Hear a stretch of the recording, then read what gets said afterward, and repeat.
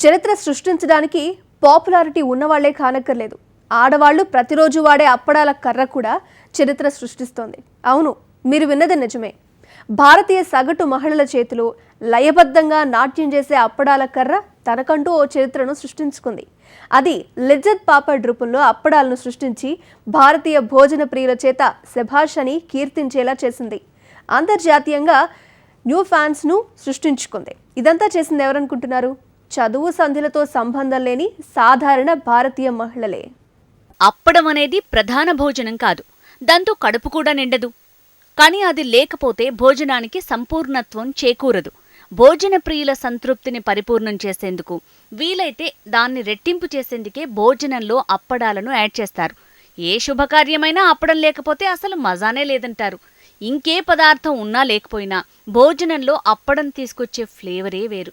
అతిథులకు సంతృప్తినిచ్చే భోజనానికి ఒక ఊరు పేరు లేని అప్పడాలే అంతటి ప్రాచుర్యం తీసుకొస్తే, అదే అప్పడాలకు కేరఫ్ గా నిలిచింది లిజ్జత్ పాపడ్. లిజ్జత్ పాపడ్ భారతీయ గృహిణుల ఇజ్జత్ని రెట్టింపు చేసింది. దేశంలో విజయవంతమైన అరుదైన మహిళా సహకార సంఘంగా రికార్డు సృష్టించడమే కాక అంతర్జాతీయంగా పేరు ప్రఖ్యాతులు సొంతం చేసుకుంది. 1959లో కేవలం ₹80 పెట్టుబడితో 7 మహిళలు తలపెట్టిన మహాయజ్ఞం ఇప్పుడు నేరుగా 45,000 మందికి పైగా మహిళల్ని భాగస్వాములుగా చేసుకుంది. దాదాపు 1,00,000 మందికి ఇండైరెక్ట్గా ఉపాధినిస్తోంది. భారతదేశానికి స్వాతంత్ర్యం వచ్చిన తొలినాళ్లలో ఆర్థిక స్వావలంబన కోసం ఏం చేద్దామని ఆర్థిక నిపుణులంతా యోచిస్తుండగా, ఇక్కడ ముంబైలో కొందరు గుజరాతీ మహిళలు ఒక డాబా మీద పెట్టుకున్న ముచ్చట్లే లిజ్జత్ అప్పడాలకు రూపకల్పన చేశాయి. అప్పడాలను ఇళ్లలో ఎవరికివారు చేసుకునే ఆనాటి రోజుల్లో వాటిని మార్కెటింగ్ చేయాలనే ఆలోచన రావటమే ఓ అరుదైన విషయంగా చెప్పుకోవచ్చు. ఎందుకంటే అది 1959 నాటి బ్లాక్ అండ్ వైట్ కాలం. లిజ్జత్ పాపడ్కి అపురూపమైన చరిత్ర రావటం వెనుక 7 1950ల నాటి మహిళల కృషి ఉంది. కుటుంబ ఖర్చులు పెరిగిపోయి పురుషులు సంపాదించే సొమ్ము ఎటూ చాలక ముంబైలోని సగటు కుటుంబాలు అల్లాడుతున్న కాలమది. సాధారణ కుటుంబాల్లో పురుషుల చదువే కనాకష్టంగా ఉన్న ఆ కాలంలో ఇక మహిళల చదువు కోసం ప్రత్యేకంగా శ్రద్ధ తీసుకునేదెవరు? అలాంటి పరిస్థితుల్లో ముంబైలోని ఓ ఇంటి డాబా మీద మధ్యాహ్నం 7 మహిళలు కలిశారు. కుటుంబాల్లోని సాధక బాధకాలను చర్చించుకున్నారు. ఇంటి యజమానుల సంపాదనకు తమ వంతు కూడా తోడైతే బాగుంటుందని, అందుకోసం ఏం చేస్తే బాగుంటుందని చర్చించుకున్నారు. అలా వారి ఆలోచనల్లోంచి వచ్చిందే ఈ అప్పడం. ఆనాడు ముచ్చటించుకున్న ఆ 7 గుజరాతీ మహిళలే జస్వంతిబెన్ జమ్నాదాస్, పార్వతీబెన్ రామ్దాస్, ఉజంబెన్ నారాన్దాస్ కుండాలియా, బానుబెన్ ఎన్తన్న, లాగూబెన్ అమృత్లాల్ గోకాని, జయాబెన్ వి విఠలాని, దివాలిబెన్ లుక్కా. ఒక పక్క పేరంటూ లేకుండా వారు మొదలుపెట్టిన అప్పడాల తయారీని ఆ తర్వాతి కాలంలో లిజ్జత్ పాపడ్గా మారింది. అంతర్జాతీయంగా తనకంటూ ఒక బ్రాండ్ని సృష్టించుకుంది. లిజ్జత్ అంటే గుజరాతీలో రుచికరమైన అని అర్థం. ఆ సామాన్య గృహిణులు అప్పడాలు చేయడానికైతే ముందుకొచ్చారు, కానీ అందుకు పెట్టుబడి మాత్రం వారిలో ఎవ్వరి దగ్గర లేదు. అప్పడాలు చేయాలంటే పిండి కావాలి, ఇతర సరుకులు కావాలి, ముఖ్యంగా అప్పడాల కర్రలు, పీటలు కావాలి. కాస్త పెద్ద మొత్తంలో కొనేంత పెట్టుబడి లేకుండా ముందుకు వెళ్లటం కష్టం.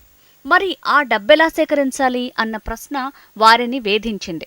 అంతా కూడబలుకుని ఓ సోషల్ వర్కర్ దగ్గర ₹80 అప్పు చేశారు. ఆ ₹80 అప్పుతో పిండితో పాటు కావలసిన ఇతర సరుకులు కొనుగోలు చేశారు. వర్క్ స్టార్ట్ చేశారు. వారంతా కలిసి తొలుత పని షురూ చేసిన రోజు మార్చి 3వ తేదీ 1959. 64 ఏళ్ల క్రితం అన్నమాట. ₹80 మూలధనంతో మొదలైన లిజ్జత్ పాపడ్ తొలి రోజు 4 ప్యాకెట్లు మాత్రమే అమ్ముడయ్యాయి. కానీ మన మహిళలు పట్టుబడితే వదలరు కదా. వారి పట్టుదల కారణంగా ఏడాది తిరిగేసరికి 6,000 బిజినెస్ చేశారు. ఆ రోజుల్లో 6,000 అంటే 60 కోట్లతో సమానం.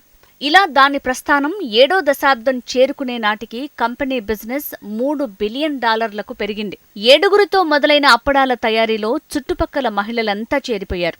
తొలినాళ్లలో పురుషుల సంపాదనకు చేదోడు వాదోడుగా కనిపించిన అప్పడాల తయారీ ఆ తర్వాతి కాలానికి కొందరు మహిళలైతే తమ భర్తల కన్నా ఎక్కువ సంపాదించేదాకా ఎదిగారు. ఎవరెన్ని అప్పడాలు చేస్తే అంత సంపాదన. కాబట్టి లిమిటేషన్స్ లేవు. ఇందులో పని చేసేదంతా మహిళలే. అప్పడాల్లో ఏ వస్తువు ఎంత కలపాలి, ఎవరు దాన్ని సూపర్వైజ్ చేయాలి అనేది అంతా ఓ లెక్క ప్రకారం నడుస్తుంది. కాబట్టి రుచిలో ఎక్కడా తేడా రాదు. అప్పడాలు డెలివరీ చేయటానికి హెల్పర్లుగా మాత్రమే పురుషుల అవసరం వాడుకున్నారు. తయారీ నుంచి మేనేజ్మెంట్ దాకా అంతా మహిళలే.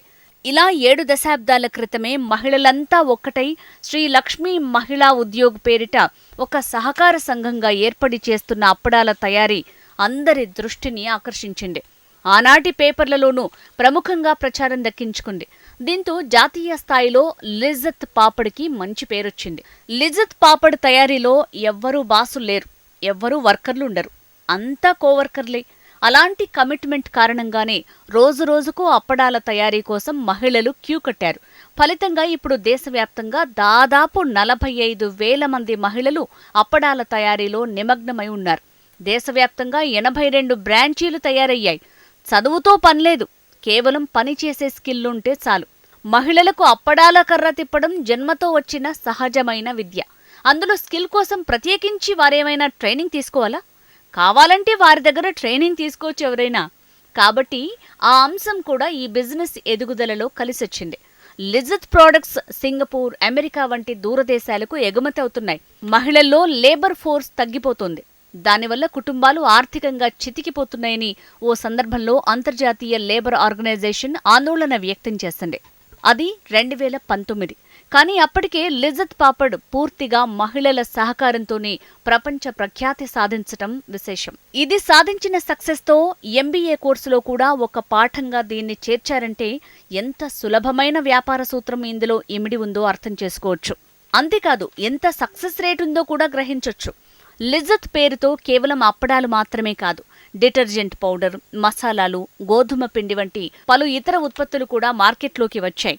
కానీ అన్నింటికన్నా పాపులారిటీ సాధించింది మాత్రం అప్పడాలే. ఈ కంపెనీ పెట్టిన 7 మహిళల్లో జస్వంతిబెన్ జమ్నాదాస్ పోపట్ అనే వృద్ధురాలు 2 ఏళ్ల క్రితం మాజీ రాష్ట్రపతి రామ్నాథ్ కోవింద్ చేతుల మీదుగా పద్మశ్రీ అవార్డు అందుకున్నారు. 65 ఏళ్ల క్రితం తనలాంటి సాధారణ గృహిణులు ఒక ఆలోచనకు వచ్చి తీసుకున్న నిర్ణయం ఇలా ఇంతింతై వటుడింతై అన్నట్టు ఎన్నో రెట్లు ఎదిగి ఎన్నో కుటుంబాలకు జీవనోపాధినివ్వటం తనకెంతో ఆనందాన్నిస్తుందని ఆమె ఆనందాశ్రువులు రాల్చారు. ఇక కంపెనీ అధ్యక్షురాలిగా జ్యోతి నాయక్ వినూత్నమైన పంథాలో బిజినెస్ ని విస్తరించి అనేక అవార్డులు సొంతం చేసుకున్నారు. లిజ్జత్ పాపడ్ సక్సెస్ స్టోరీ మీద సీరియళ్లు, సినిమాలు, అడ్వర్టైజ్మెంట్స్ కూడా వచ్చాయి. ఇలా లిజ్జత్ అనేది ముంబై మహిళల స్వయం ఉపాధికి ఆలంబనగా మారి వారి ఇజ్జత్ పెంచింది. పురుషుల బాధ్యతల బరువును కూడా తగ్గించింది.